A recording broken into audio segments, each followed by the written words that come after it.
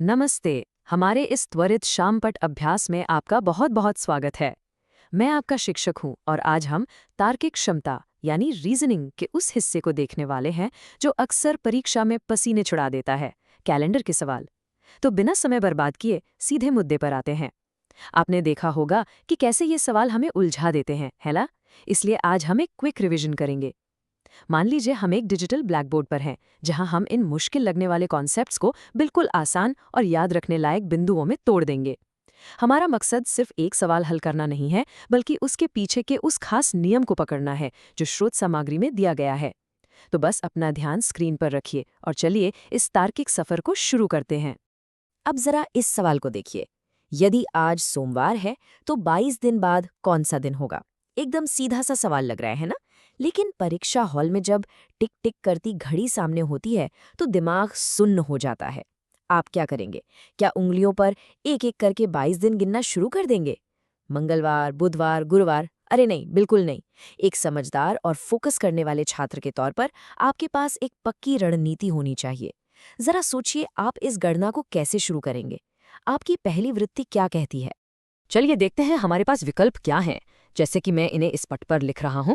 विकल्प ए है मंगलवार, बी है बुधवार, सी गुरुवार और डी है शुक्रवार। इन्हीं चार में से एक हमारा एकदम सटीक उत्तर है। तो आप अपना दाव किस पर लगाएंगे? कई बार ये विकल्प हमें सही रास्ता दिखाते हैं, लेकिन कई बार ये हमें फंसाने के लिए भी बनाए जाते हैं। इससे पहले कि हम गणित में उलझें, आप अपने दिमाग में एक विकल्प चुन लीजिए। चुन लिया? बहुत बढ़िया। अब हम मिलकर इस रहस्य से पर्दा उठाएंगे। तो आइए देखते हैं कि इसके पीछे का गणित काम कैसे करता है।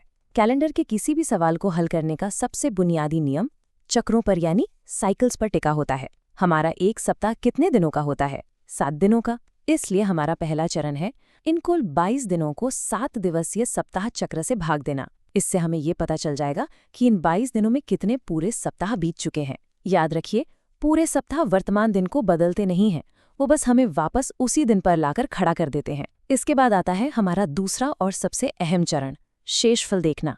यही शेषफल हमें बताता है कि हमें वास्तव में कितने दिन आगे छलांग लगानी है ना? समय बचाने का एक शानदार तरीका। और यही वो जादुई संख्या है जो हमारी पूरी गणना का निचोड़ है। संख्या 1। देखिए, जब आप 22 को 7 से भाग देते हैं तो 7 तिया 21 होता है। 22 में से 21 गए तो बचा ठीक 1। इसका सीधा सा मतलब है कि इन 22 दिनों में 3 तो पूरे पूरे सप्ताह हैं और सिर्फ एक अतिरिक्त दिन बचता है। अब हमें उन 22 दिनों की कोई फिक्र नहीं करनी है। हमारा पूरा ध्यान सिर्फ इस एक अतिरिक्त दिन पर होना चाहिए। सुनने में बहुत आसान लग रहा है ना? लेकिन जरा ठहरिए, क्योंकि असली कहानी में ट्विस्ट तो अब आने वाला है। अब अपनी स्क्रीन पर बहुत ध्यान से देखिएगा, क्योंकि असली जादू यही है। बाईं तरफ देखिए, ये हमारा सामान्य तर्क है।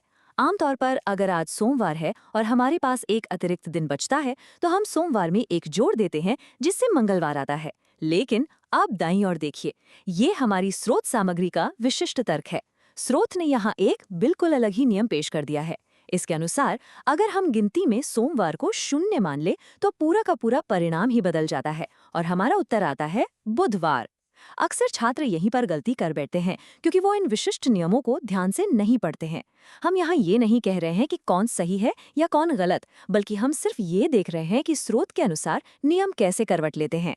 चलिए, इसे बेहतर ढंग से समझने के लिए सीधे स्रोत सामग्री से ही ये उदाहरण पढ़ते हैं।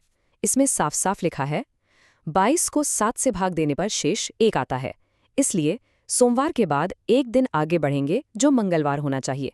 पर गिनती में सोमवार को 0 मानने पर सही उत्तर बुधवार आता है। तो बात एकदम साफ है। स्रोत एक बहुत ही विशिष्ट प्रणाली का इस्तेमाल कर रहा है। इस सिस्टम में आधार दिन यानी सोमवार को 1 की बजाय 0 गिना गया है, और जैसे ही आप ये नियम लगाते हैं, आपकी पूरी गणना एक दिन आगे खिसक जाती है।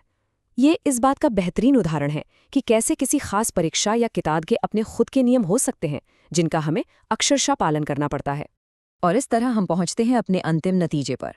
स्रोत के इस स्पष्ट सोमवार को 0 मानने वाले नियम के आधार पर हमारा एकदम सटीक और सही उत्तर है विकल्प बी, बुधवार।